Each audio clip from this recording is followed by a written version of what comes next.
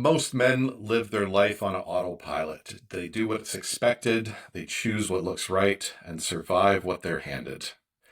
But the second act starts when something breaks the script. It's a loss, a tragedy, a moment that hits like a baseball bat. My guest today is Gord, a father, a husband, and the host of the Second Act podcast. He's lived through real loss, his father's injury, his brother's death, a career upheaval, but he didn't shut down, he stayed open. And that openness shows up in how he parents, how he partners, and how he leads. If you're walking through your own second act, this conversation's for you. So let's get into it. Gord, welcome. Thank you very much for the opportunity, Jeff. I'm very happy to be a part of what you're building here. I appreciate that. And I was on your podcast a couple months ago, and I really appreciated your depth and understatedness of how you ran your podcast. So I'm in awe of it.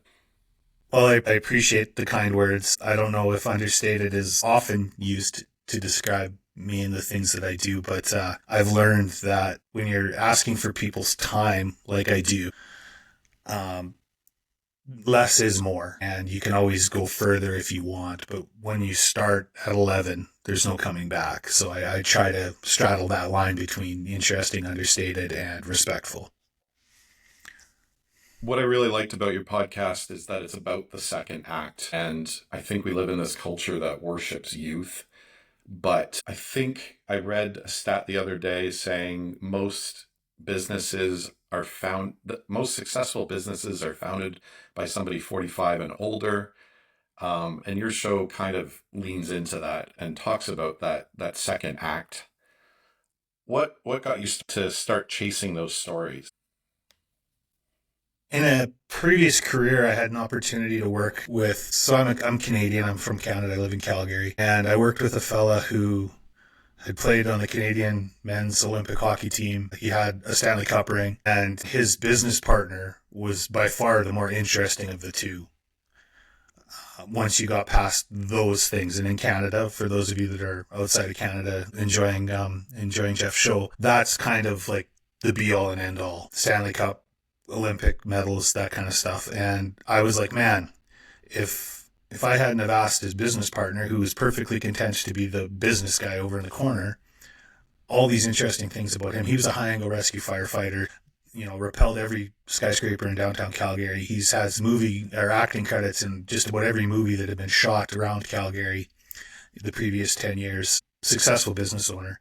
And I thought to myself, if I hadn't have just asked him about it, I wouldn't have learned all this stuff. And I thought to myself, I wonder how many people have a story like that. And much to the benefit of someone who wants to do a second act podcast, the answer is lots. And people are often willing to talk about it once they're successful at the second part, when they've stopped doing the first thing that's afforded them the luxury of chasing a second act, or if they got to a point where they just couldn't handle it anymore and they had to make a change, they kind of want to wait until they can say, look what I did.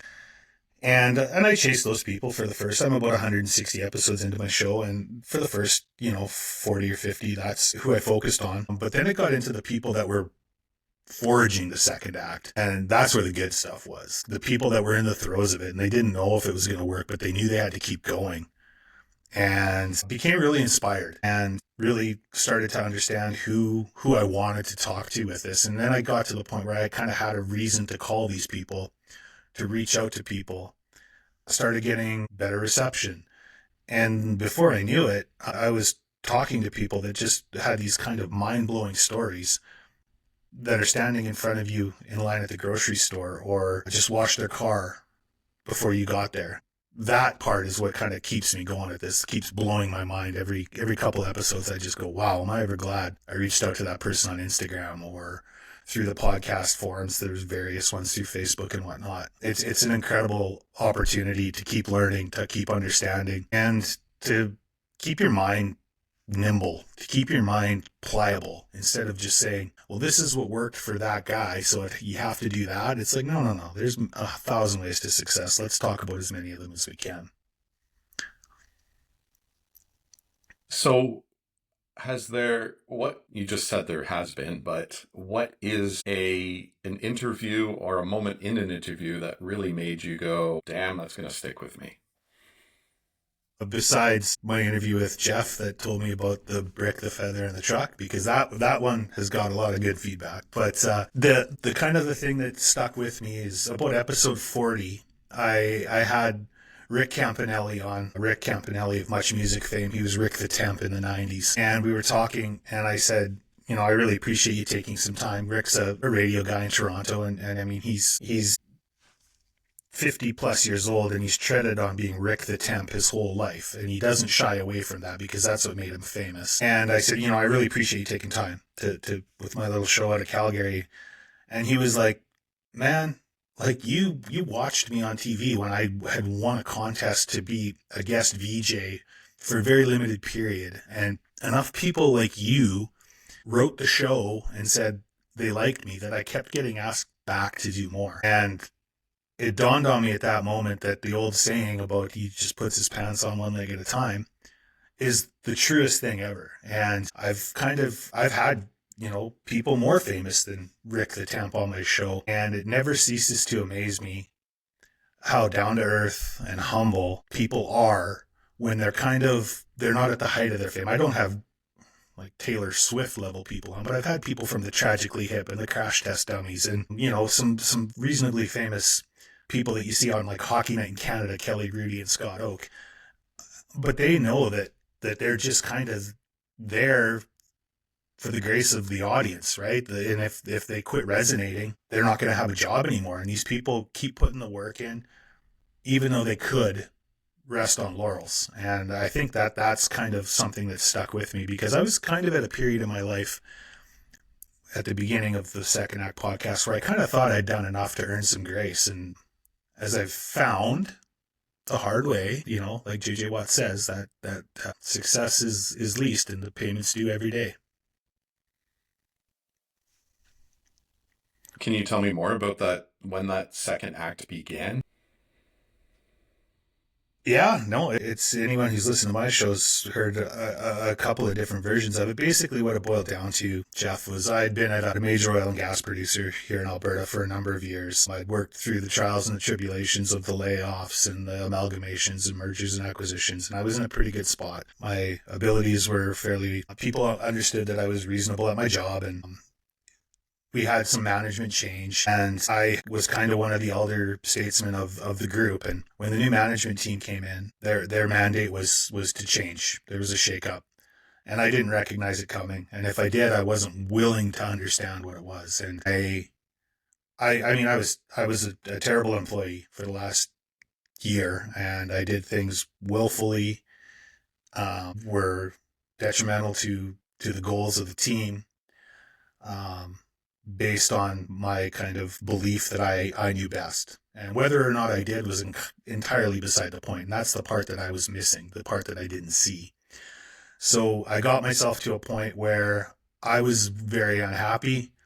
I think they were pretty unhappy with me. And when they kind of demanded that these are the changes that I needed to make, I went completely the other way. And so through COVID, it was September of 2020, I got that 8 p.m. meeting invite with an HR rep and then my leader. And I kind of was like, okay, I think I understand what's going to happen here tomorrow morning. And sure enough, they said, we're going to terminate your employment at this point. We thank you for everything that you've done. And, my manager, still friends with him to this day, but he X'd out. HR lady came on and we started talking about what it was going to look like for me. And, you go through all the usual feelings. I don't know that anger was ever really prominent, but there was some guilt and there was some trepidation and I was fairly disappointed.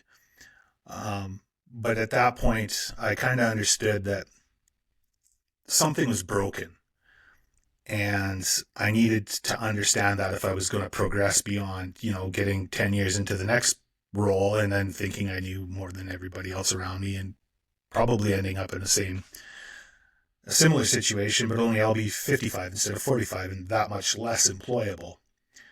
So I'd had the idea for the Second Act podcast in the back of my head. So then I jumped on that and said, I've got some time. Why don't I get started on this? And what better way to understand how I interact with people than to tape conversations with them and hear how people respond to my questions, to my comments, and try to suss out, like, are you getting your point across when you say things? And it was mind blowing, Jeff, the first few where, because of course I did like people that I knew for the first however many, people that I should be comfortable talking to. And I would just be like, man, like, I know what you were thinking when you asked that question, and you completely missed the mark. Like, how did it get from your brain to your mouth? How did it get so messed up? And it was because I wasn't speaking from, like, the Stephen Covey seek first to understand and then be understood. It wasn't that at all. I was just trying to impress upon people what I think, what I know. And it's all laid out there from the Second Act Podcast, episode 1, right out how poorly, I guess how badly I misunderstood how I was being perceived and interpreted by the people around me. I relate very much to that. I'm thinking about the first handful that I did, and I'm sure I did the same thing. So I relate very strongly. But it sounds like at this point, you're speaking about that moment where you got fired as though you're very humble about it. Like you accept your role in that. And I know a lot of people would carry anger forward from that. How did you get to that place where you're accepting of it? Well, I think first of all, I was able to kind of land on my feet, so I didn't look back. I didn't spend a lot of time looking back.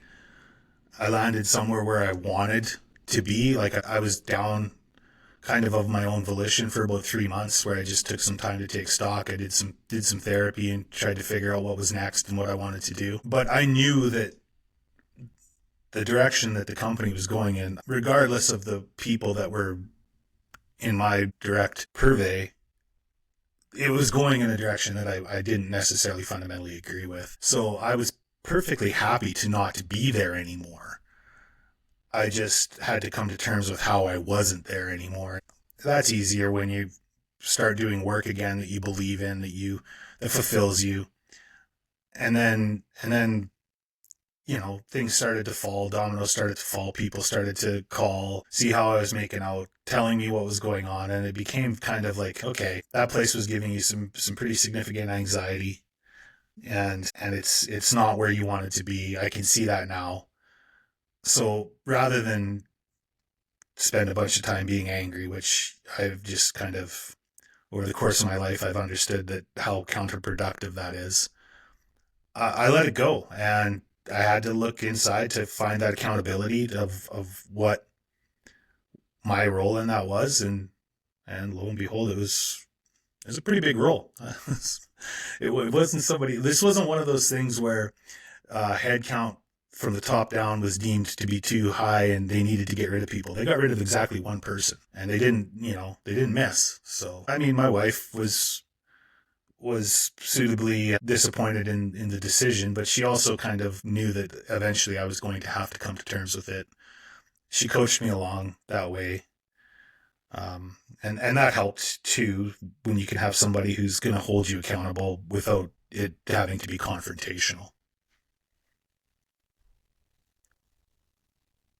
It sounds like a lot of the getting to that place of peace was accepting your role in it.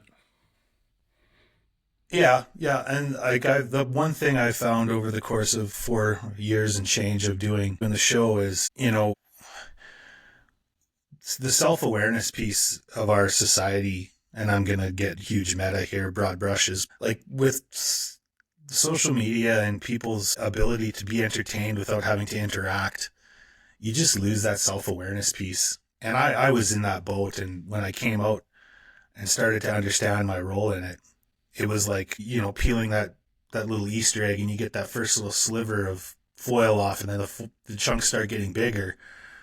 It was pretty obvious that those companies don't go around firing people that have been there for 14 years and done all the things for no reason. There had to be something there. And I did some therapy, and the woman, the therapist that I worked with, she was, I don't know if abrupt is the right word, but Um, she gets you for 3 hours every couple weeks. She wasn't gonna waste it. We got right into it, and she helped me a lot too. She helped me kind of confront my part of my feelings. I didn't just get to blame out my feelings on everybody else. It wasn't everybody else's fault that I feel the way I feel about this. You had a difficult upbringing from what we spoke about earlier. Your dad was injured when you were young. What do you remember from that time? And not just what happened, but how that felt to you as a boy. Yeah. So, yeah, my dad was injured when I was 7. Yeah, he was shot in the head with a 22 caliber rifle, protecting our farm from some people that were stealing my mom's car, as it turns out. And it was so I was we lived on a farm. I was a farm kid. Had a younger brother. He was 16 months younger than I was, so he was just 6. And like a lot of 7-year-old boys that live on a farm like that, the sun comes up and goes down with their father. And I remember, the night it happened, I remember being woken up and ushered off, and there was, flashing lights and stuff in our yard, and my grandma got me back to town. And then it was a couple of days, I think, I don't know for sure, before we kind of, Eric and I got as much as kids that age can handle, the story. And I just remember like disbelief, right? Like, this isn't the case. Like, this guy, he was the star of the show. And so it happened on November 16th, 1985. And I think it was right around the first week of December, we got to go in and see him in the hospital. And I still remember that. Pretty jarring to see this guy with tubes everywhere and in a hospital gown. I'd never seen him in anything other than, a t-shirt and denim. Um, still didn't understand the gravity of it. I mean, we talked about it at school and stuff like that, about like, your dad, did your dad went ice fishing? Well, my dad got shot. We didn't understand it. He came home for Christmas, and it was, again, it was kind of surreal. The only word he could say for about 8 months after the accident was gold. And I don't think there's any kind of speech pathologist out there that'll explain why, but that was the word. And I remember sitting around the table, and he was trying to talk and communicate, and he could only say one word, and his life had changed a lot, so he was pretty irritable. But then kind of jump till the following summer. He farmed, and he put his crop in the next year. And I remember being on the farm, and he got tired easy, reasonable expectation after a traumatic brain injury. So instead of like seeding for days and days, he would come in at dinner time and eat and have a nap, which was very different. And then, you start to get older, and that's just who he was. Remember, I was 7, so I don't have a lot of memories of who he was before that. At the time I did, but as I got older, that just became who my dad was. And currently is. I mean, he's still alive and doing grandpa things. But it just, the unpredictable nature of somebody with a huge brain injury was completely lost on a preteen and a teenager. Days would, for no reason, he would be grouchy. And for months at a time, I would have no curfew. And then one night I would go out, and he'd say, okay, you have to be home by 9 o'clock. And I'd say, why? I haven't had a curfew in months. And then, okay, that's it. You're not going out. And I'd sit in my basement trying to understand that, right? But at the same time, I didn't really know any different. That was just dad. And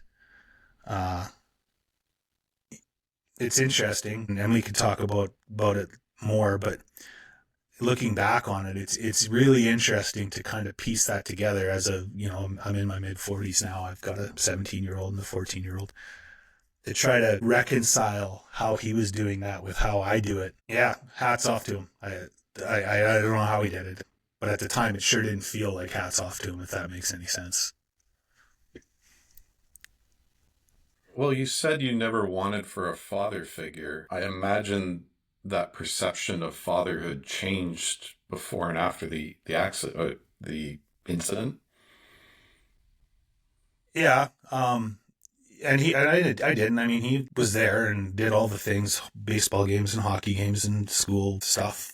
He never, and he hugged me and told me he loved me, like all those things. It was always different than other people, right? And um, we all understood that. It was a small town in Saskatchewan, like, and to this day, I still have people that keep an eye on him, quote unquote, for me. Everyone knows his story, so he's been accepted, and right after it happened, people made concessions for those, his inability to speak fluently and stuff like that. They all knew what he wanted, because he only wanted, he needed diesel for the farm, or he needed to bring grain in. Like, he only needed a certain amount of things. But I never really was able to understand anything different, really, until I got older and saw that other people had vastly different experiences with their parents than I had with mine, long before I ever had to worry about what kind of a parent I was going to make or how I was going to approach a lot of those things. Was there anything that you felt like you missed because of that?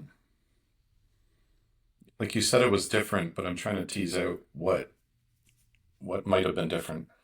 Yeah. Yeah, I don't know that one specific thing stands out as something that I missed. I honestly don't think I missed anything, or there was any noticeable change until I got older. And I was able to kind of see how adult men and their fathers interacted. And I seen how adults, grandfathers interact with their grandchildren. At that point, I was able to go, oh, this is something that's very different than a lot of people around me. And this is a direct result of living with this traumatic brain injury for 40 years or 30 years or 20 years.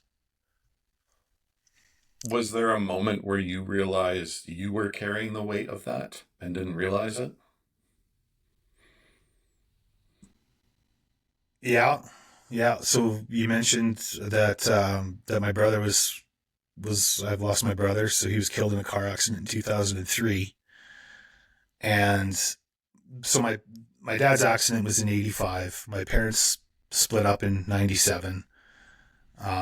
And in 2003, my brother was killed in a car accident, single vehicle rollover. He's the only occupant of the vehicle.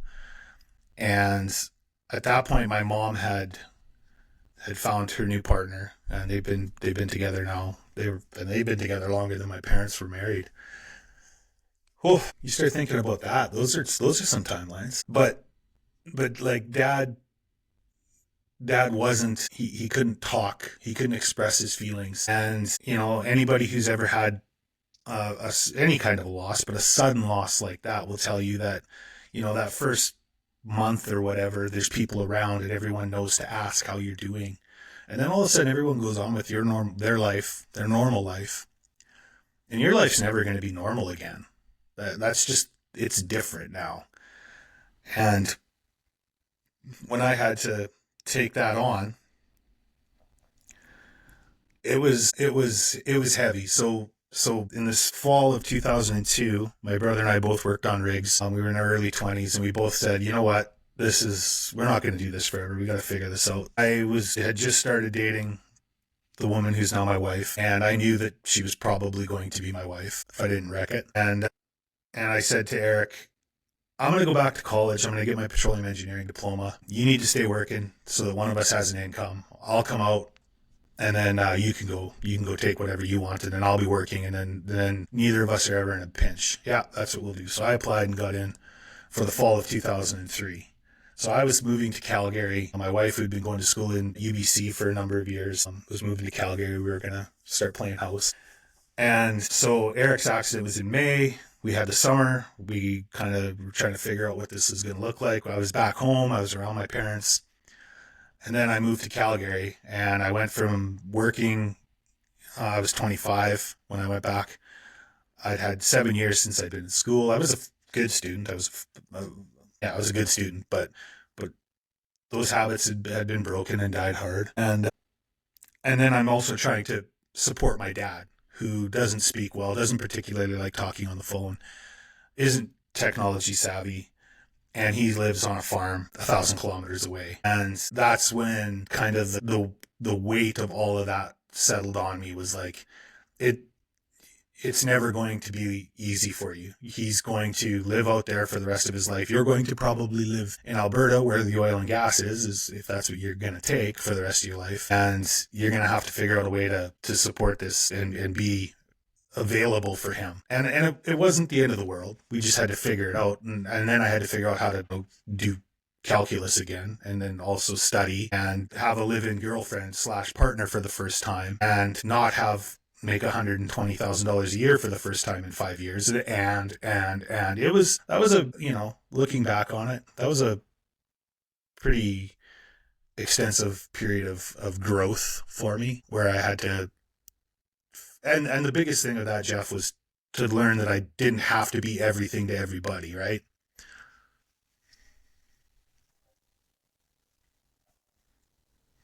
How do you carry Eric's memory now?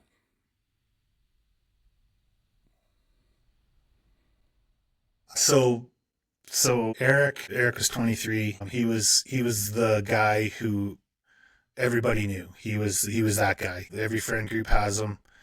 He had people who considered him best friends that were 5 years younger and 5 years older. He was that guy. And I tell people all the time that the best thing that happened out of all that was I have friends in my life now. It's been 22 years in May, who, since Eric died, I haven't shaken their hand. I hug them when I see them. I tell them that I love them. I go out of my way when their kids are playing hockey 2 hours up the road on a Sunday when I have nothing else to do. I go watch them. And I don't do that because I'm such a good guy. I do that because that's what Eric's memory compels me to do, because that's the type of thing Eric would have done. And there's a handful of us that we're like, man, we got 23 years with him, and we should have got 80, but we're not going to let that short time period diminish or minimize his impact. And so that's the way I carry that memory of him is yeah, he had the same last name as me, but he had many brothers, and we work really hard to make sure that the people in that group understand that.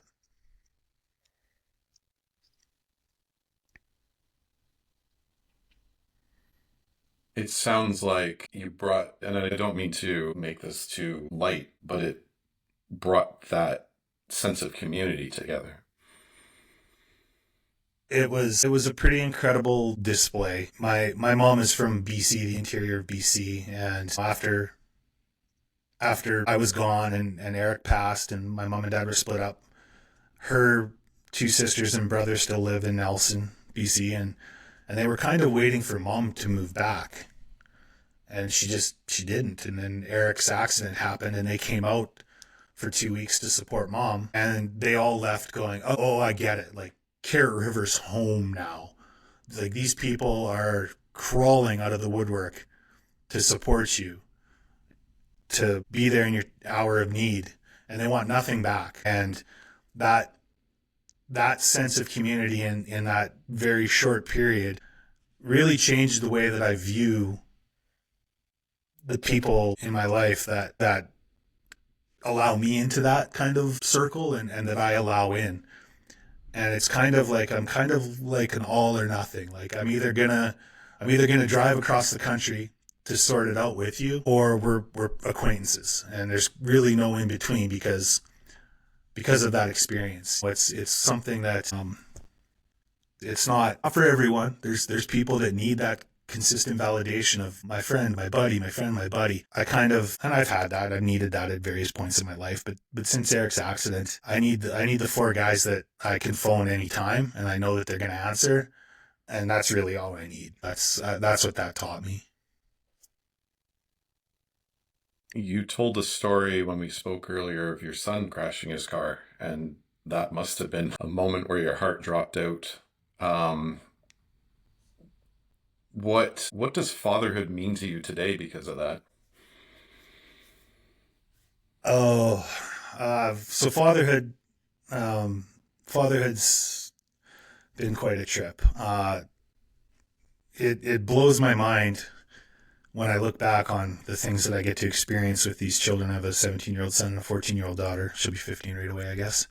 And I think about what my dad missed because of his accident, and I work really hard to be grateful for all these things because of that and other things. I mean, my kids are healthy and they do good in school and they have friends, and there's lots of people out there that don't have that experience. Honestly, my biggest takeaway of, especially when something like Liam calls and says he had a fender bender with his car, I hope I can do my little part in that moment to help him keep things into perspective. And he was devastated. He really felt he let us down. He was really, really worried about it. And, I made the offhand comment, and, people can decide if they think it was in poor taste or not. But I said, the last time somebody called to tell me about an accident, my brother was dead. So don't worry about this. This is a fender bender. And he kind of, like, the abruptness of it snapped him into place. And he was like, okay, we're going to do this. And then sure enough, what did we do? We figured out a way to get his car fixed. And now he's back up and, getting himself and his sister to school and getting over to the gym with his buddies. And I feel like, maybe the parenting gurus might have suggested that I handled it a little bit differently, but I got my point across. I think he understands that the most important thing is him and his well-being. And now we can work on some of the behaviors that need to improve in order for things like fender bender accidents to not become the norm. I don't know about those parenting gurus. It sounds like he's a good kid. Like, it sounds like he took responsibility in feeling bad and he just needed some minor correction, Yeah, I mean, all of those Adjustment. things. And he's a kid. He's a kid. He's a 17-year-old who, doesn't, he love him, but he's not particularly, he still has to have a reminder every Sunday to take the garbage out. Monday morning's been garbage day since we moved into that house in 2014. It's not because he's stupid. It's just because it's not something that enters into his cognitive cognizance on Sundays. And he's a great kid. Both my kids are great. My daughter, if we left for a week to go on a trip, Lara would need to make sure Liam eats. Liam wouldn't starve to death. When he got hungry enough, he would eat. Whereas Lara would be like, we're going to have chicken tonight, so can you please be home by 5 and I'll make sure chicken's ready. And he'd come home and he'd eat and do the dishes and, participate. But that's just, they're wired a little bit differently. And I, my mom is always quick to tell me that she knew a couple of kids like that too back in the day, and that they'll grow out of it. They all do. So that's what, try to keep them in between the guardrails until that time, right? Maybe he takes out the reminder to take out the garbage every Sunday, so he forgets. That's why he forgets. You know what? It's however we got there we are. And the garbage always gets taken out. If your kids could only inherit your character, what do you hope they would receive? The ability, and it hasn't always been, if I could kind of fast forward them to one, is the accountability piece. I'm not a real big excuse guy, and sometimes that, is harder for people. I'll just take the accountability. I'll sort it out. And if my kids could understand how much easier life becomes when you make decisions based on the fact that you're going to take accountability for the outcomes, then you make better decisions. You put yourself in a situation where you're worried about bad outcomes, and then life typically becomes a little bit easier. I think my next question is around, I think you might have already answered this, but my next question's kind of talking about that. You've been through that lot of difficult moments, probably more than your share. I think you've come out as a kind, responsible man. And that's not automatic. I know a lot of people who've been through less and they've come out very bitter. You mentioned accountability, being grateful. What else has helped you become better and not just bitter? Well, my partner, my wife, she's got a very pragmatic streak. So even when the kids were little and they'd fall and scrape their knee, she was maternal and mothering. But it's like, you insisted on running down the sidewalk, so this is part of the outcome. So at a certain point, she would say, your decision, impacted this scuffed knee. and we're done feeling sorry for you. And she holds me to account. And the other thing is, I made two friends later in life at a time when I wasn't looking to make new friends. I think this is something that men either maybe struggle with recognizing. But I have two friends who I think about when I make decisions. I think about what would Jason or Dave say to me as I'm about to do this. And they've, we all met each other, and we all know each other, like the three of us. And we were all like late 30s, early 40s when we met each other. And having somebody in your life that hasn't known you your whole life, hasn't seen all of those mistakes that you've made, just knows you as an adult, and really caring how you're perceived by those guys has been a game changer for me, because it's really easy to let something small become something big. But if you have somebody who you really respect, like I respect those guys, when you have to like explain to them why it's going the way it's going, and they're going to call you out on it, it really gives you pause. And the funny thing about that is, it doesn't take a long time to correct that behavior. You only have to underreact once or twice before your body takes that deep breath for you, and before you know it, you're going, okay, this is not how I would have reacted to this 10 years ago, but here I am. It reminds me of the saying, the lone wolf dies. Meaning we're meant to be in packs, and maybe that's one of the reasons why, is they keep us honest. The pack keeps us honest. And there's a sense of greater good too, right? Like, those guys have their own jobs and they raise their own families, but not necessarily in that manner. But the idea of our group chats are the most fun when we're all in a good spot. And, I don't want to be the guy that's in a bad spot, dragging everything down. I want to be doing good things. I think it's back to accountability a little bit, Jeff. I think they hold me accountable. I want to be, and it doesn't mean you can't have bad days, and doesn't mean things can't suck. All those things happen, but you're gonna get the support and the tough love, and you're gonna get it, and you can carry on to the next insurmountable obstacle that a little bit of perspective and effort makes fairly surmountable in the end. What's one thing you would tell a man in Act 1 of his own story, just right before that baseball bat connects? Man,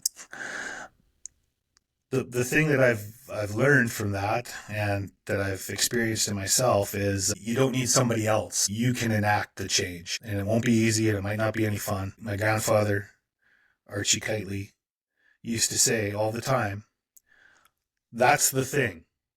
The right thing and the easy thing are seldom the same thing. That's the thing. And I didn't understand it. It just was a sentence that had the word thing in it way too many times for my, adolescent brain. But, man, he was on something there. The right thing and the right thing and the easy thing are never the same thing. And if you're truly tired of what you're doing, if you're over it, if you need to make a change, I don't necessarily recommend going about it the way I did, but the right thing and the easy thing aren't the same thing, and you're going to have to figure it out. You're going to have to figure out how you're going to change it. You hinted at it earlier in the conversation, the feather, the brick, and the truck. Mm-hmm. So let me set that up. Life speaks to us. Sometimes it gives us the feather and it goes, hey, there's this thing you need to pay attention to. Pay attention to it. And then if you ignore it, life gives you the brick, chucks a brick at you, and it hits you and you go, ow. And maybe you still don't pay attention to it because you can kind of brush those off. But then you get the truck, and the truck smacks you, and you have no choice but to listen to the truck. What feathers are you listening to most in your life right now? So being that my kids are at the age they're at, the feather that I'm trying to be the most present for is what my wife and my I's relationship will be when the kids aren't in the house or are no longer 100% the day-to-day focal point of our life. That's something that we spend some time discussing, some time trying to understand what the expectations are going to be after this, 20-year period of having children in the house, relying on you for everything. And then we really don't want to have to enter the dating pool after 25 years of marriage. So we're working really hard on, like, is this something that we actually like, or is this something that we do because it works for our life right now? And I don't want to wait until we've ignored those and it becomes a brick. Because, something like my wife works from home, and on Tuesdays there's a cornhole league in town, and we go and play cornhole. Do I necessarily love cornhole? Not really, but it's an opportunity for us to get out of the house and meet other adults. And now that she works from home, it's absolutely critical to her, mental well-being to have that social interaction with an adult that's not me. So I could throw a temper tantrum and say I don't want to go, or I could say, no, sweetheart, you go ahead and go do it yourself. But then in 5 years, when there's no kids in the house and she's playing cornhole 5 nights a week because that's what she does to have that social interaction, it wouldn't be very fair of me to start saying, well, cornhole's your life, I guess, So those are the kind of things that we're trying to pay attention to. The other feather, it's a feather right now at my age, is what retirement looks like for us, what we need out of retirement, what we want out of retirement. The idea of like a gold watch and never going back to work after a certain day at my current age and what I'm doing doesn't really appeal to me. So I'm trying to understand that how I can set it up so that I can work as much as I like for as long as I like until I don't need to, while balancing, a couple of kids that are probably going to need some post-secondary education. And, my wife has quit a number of jobs over the years to accommodate my career and the moving that we did earlier in my career. So if she ends up in a role that she's really happy with and there's a lot of potential there for her, that's going to change how I view the things that I want to do in my career. And I don't want to have those conversations without having put any thought into them. So those are the kind of things that I'm thinking about today that I would say are the feather thoughts. That's a lot of awareness. I'm trying, Jeff. It's hard. It's easy to say it's been a journey. Let's put it that way. Just to back up what you said earlier, I've heard the hardest 2 days of being a parent is the day you bring the kid home and the day the kid moves out. So, yeah. Last question. What's one thing you're grateful for your journey? It goes back to about Eric's accident. I learned that there's no reason to ever equate honesty with weakness. And so I find myself striving to be honest with people. If it doesn't look like I'm treating somebody fairly, I'll be honest with them and say, here's why I'm doing what I'm doing. And they may accept it or like it or not or whatever. But when I walk away from that interaction, I can say, there's no ulterior motive that this person's worried about. I was honest with them. And whether it's, like I said, meeting my friends that I see once a year and hugging them and telling them that I love them, or it's walking away from a car deal because it's just not going to work for me, the honesty that you bring to both of those interactions is authentic. It's real. And that moment just before you go to sleep at night, just when you're closing your eyes and you're kind of only left with your thoughts and what you know is right. I've been on the right side of that line more often than not, using that as a guiding principle. And that's a great one. I find life is much easier when you're honest. Way less stuff to remember, that's for sure. Absolutely. All right, thanks for joining me. That was Gord. He's a man who's been through the fire and he chose something to do with it. Pain doesn't give you perspective. What you do with it does. So my question for you is, what are you building? Not in spite of the pain, but because of it. And that's the second act. And thanks for listening.